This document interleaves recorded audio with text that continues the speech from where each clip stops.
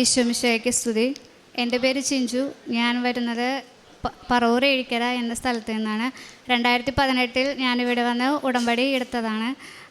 ഉടമ്പടി എടുക്കാനുള്ള പ്രധാന കാരണം ജോസഫ് അച്ഛൻ്റെ വീഡിയോ യൂട്യൂബിലൂടെ കണ്ടത് വഴിയാണ് ഞാൻ കൃപാസനത്തെക്കുറിച്ച് അറിയുന്നതും ഇവിടെ വന്ന് ഉടമ്പടി എടുക്കുന്നതും. എൻ്റെ കല്യാണം 30/12 നടന്നതാണ്. ഇതുവരെ ഞങ്ങൾക്കൊരു 2012 ഇതുവരെ ഞങ്ങൾക്കൊരു കുഞ്ഞ് ഉണ്ടായിരുന്നില്ല.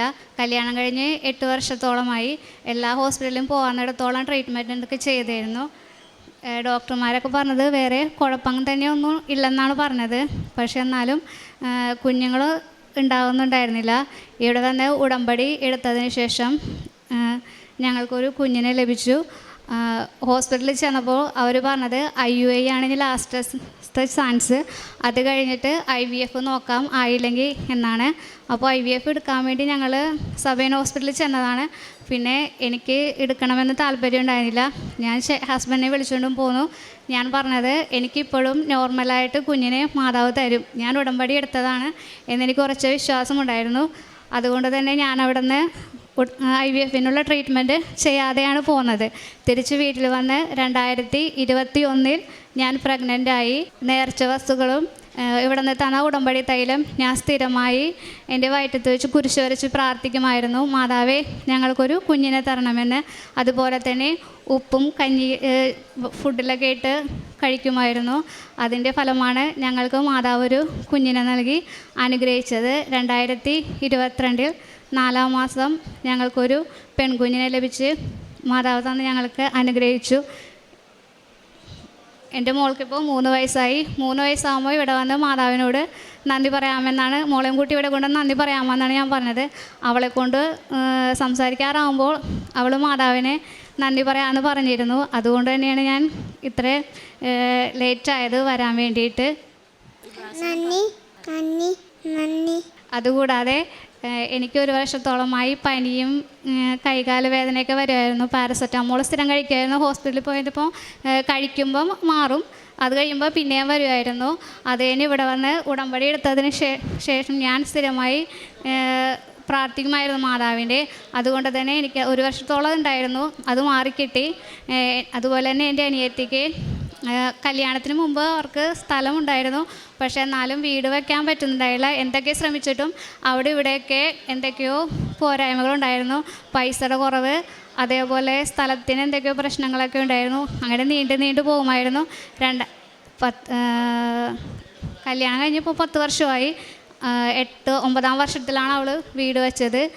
മാതാവിൻ്റെ അനുഗ്രഹം കൊണ്ട് എൻ്റെ അനിയത്തിക്ക് നല്ലൊരു വീട് പണിയാൻ സാധിച്ചു. 15 ലക്ഷം രൂപയുടെ വീട് മാതാവിന് അവൾക്ക് തന്നനുഗ്രഹിച്ചു. അതിന് മാതാവിന് നന്ദി. ഞാൻ പിന്നെ എന്നെക്കൊണ്ട് സാധിക്കുന്ന ദിവസങ്ങളിലൊക്കെ കുർബാന കൂടും, 2 ആഴ്ച കൂടുമ്പോൾ കുമ്പസാരിക്കും. അതുപോലെ തന്നെ പ്രേക്ഷിത പ്രവർത്തനങ്ങളൊക്കെ ചെയ്യും. ഞങ്ങളുടെ അവിടുത്തെ ആരോരുമില്ലാത്ത അമ്മാമ്മമാരും അപ്പാപ്പന്മാരും താമസിക്കുന്ന സ്ഥലമുണ്ട്, അവിടെ പോയി ഫുഡ് കൊടുക്കും. അതേപോലെ എൻ്റെ മോളുടെ 1 വയസ്സായപ്പോൾ നടത്തിയ ബർത്ത്ഡേ ഫംഗ്ഷൻ്റെ ഡ്രസ്സുകളെല്ലാം എറണാകുളത്ത് ഒരു അനാഥാലയത്തിൽ കൊണ്ട് ഞങ്ങൾ കൊടുത്തിരുന്നു. പ്രാർത്ഥന എല്ലാ ദിവസവും കൊന്ത ചൊല്ലിക്കഴിയുമ്പോൾ ഇവിടുത്തെ ഉടമ്പടി പ്രാർത്ഥനകളൊക്കെ ചൊല്ലും. എന്നെക്കൊണ്ട് സാധിക്കുന്നിടത്തോളം ഞാൻ കൊന്ത ചൊല്ലാറുണ്ട്. നേരത്തേലും എനിക്ക് ആത്മീയ ജീവിതത്തിൽ വളരെയധികം മാറ്റമുണ്ട്. നേരത്തെ പെട്ടെന്ന് ദേഷ്യം വരുമായിരുന്നു, എന്ത് ചെയ്താലും ദേഷ്യം വരുമ്പോൾ വായി തോന്നിയൊക്കെ വിളിച്ചു പറയും. ഇപ്പോൾ ആ രീതിയൊക്കെ മാറിയിട്ടുണ്ട്, കുറച്ച് സൗമ്യമായിട്ടുണ്ട്. എല്ലാവരോടും സൗമ്യമായിട്ട് സംസാരിക്കാനും സാധിക്കുന്നുണ്ട്. ലേവ്യരുടെ പുസ്തകം 26-ാം അധ്യായം 9-ാം തിരുവചനത്തിൽ, ഞാൻ നിങ്ങളെ കടാക്ഷിക്കുകയും സന്താനപുഷ്ടി നൽകി നിങ്ങളെ വർദ്ധിപ്പിക്കുകയും ചെയ്യും. നിങ്ങളുമായി ഞാൻ എൻ്റെ ഉടമ്പടി സ്ഥാപിക്കും. ഞാൻ എൻ്റെ കൂടാരം നിങ്ങളുടെ ഇടയിൽ സ്ഥാപിക്കും. തങ്ങൾക്ക് വർഷങ്ങളായിട്ട് കുഞ്ഞുങ്ങളില്ലാത്ത എത്രയോ ദമ്പതികൾ കൃപാസന താരയിൽ വന്ന് ഈശോയ്ക്ക് നന്ദി പറഞ്ഞ് തങ്ങളുടെ കുഞ്ഞുങ്ങളെ സമർപ്പിച്ചു പോകുന്ന അനുഭവങ്ങളുടെ നിരന്തരമായ ഒരു കാഴ്ച തന്നെ യൂട്യൂബിലൂടെ നമുക്ക് ആ അനുഭവങ്ങളൊക്കെ നമുക്കും കാണുവാൻ കഴിയുന്നതാണ്. 8 വർഷമായി തങ്ങൾക്ക് മക്കളില്ല, പ്രത്യേകിച്ചൊരു കാരണമില്ല. ട്രീറ്റ്മെൻറ്റിലൂടെ കുഞ്ഞിനെ ലഭിക്കണം എന്നുള്ള ആഗ്രഹത്തോടെ പോകുന്നു. എന്നാൽ ഉടമ്പടി എടുത്തതിന് ശേഷം ഇനി ട്രീറ്റ്മെൻറ്റ് വേണ്ട, പരിശുദ്ധ അമ്മ ഇടപെട്ട് എനിക്ക് കുഞ്ഞിനെ ലഭിക്കുമെന്നുള്ള പൂർണ്ണമായ ബോധ്യത്തോടെ ഹോസ്പിറ്റലിൽ നിന്ന് തിരിച്ചു വരികയും ഉടമ്പടി നേർച്ച വസ്തുക്കളുടെ നിരന്തരമായ ഉപയോഗം, അങ്ങനെ താൻ കൺസീവ് ആകുന്നു, നോർമലായിട്ട് കൺസീവായി നോർമലായിട്ട് തന്നെ ആരോഗ്യമുള്ള ഒരു കുഞ്ഞിനെ ലഭിച്ച് കുഞ്ഞുമായിട്ട് വന്ന് സാക്ഷ്യം പറയുവാൻ ഈ മകള് വെയിറ്റ് ചെയ്യുകയായിരുന്നു. കുഞ്ഞ് സംസാരിക്കുന്ന സമയം വരെ കുഞ്ഞ് വന്ന് നന്ദി അമ്മയ്ക്കും പറയണം, കുഞ്ഞും പറയണം എന്നൊക്കെയുള്ള ഒരാഗ്രഹം. അങ്ങനെ ഇന്ന് ദൈവത്തിന് നന്ദി അർപ്പിക്കുകയാണ്. അതുപോലെ മറ്റു പല കാര്യങ്ങളും, തൻ്റെ രോഗസൗഖ്യവും അനിയത്തിയുടെ വീട് നിർമ്മാണവും ഒക്കെ നാം കേൾക്കുകയുണ്ടായി. ജീവിതത്തെ പൂർണ്ണമായും ദൈവതൃക്കരങ്ങളിലേക്ക് സമർപ്പിക്കുമ്പോൾ ജനങ്ങൾ പറയുന്നതിലല്ല ഉടമ്പടി എടുത്ത നാം ഓരോരുത്തരുമാണ് വ്യക്തിപരമായ ബോധ്യം നമുക്കാണ് ഉണ്ടാകേണ്ടത്. അപ്പോൾ മറ്റുള്ളവർ പറഞ്ഞത് കേട്ട് നാം അങ്ങോട്ടും ഇങ്ങോട്ടും ഓടി നടന്ന് ഏത് ഹോസ്പിറ്റലുകളിലും ഏത് ട്രീറ്റ്മെൻറ്റുകളും അല്ലെങ്കിൽ കുറേയേറെ സ്ഥലങ്ങൾ സന്ദർശിച്ച് ഇങ്ങനെയൊക്കെയുള്ള ഒരു തിക്കും തിരക്കും പിടിച്ച ഒരു ജീവിതം, അതൊക്കെ നമുക്ക് സാധാരണയാണ്. എന്നാൽ ഉടമ്പടി ജീവിതം നയിക്കുമ്പോൾ അസാധാരണമായ ഒരു ജീവിതം, സാധാരണ രീതിയിലുള്ള അസാധാരണ ജീവിതം, അതാണ് ഉടമ്പടി നമ്മോട് ആവശ്യപ്പെടുക. എങ്ങനെയാണ് ഈ സാധാരണ ജീവിതം അസാധാരണമാകുന്നത്?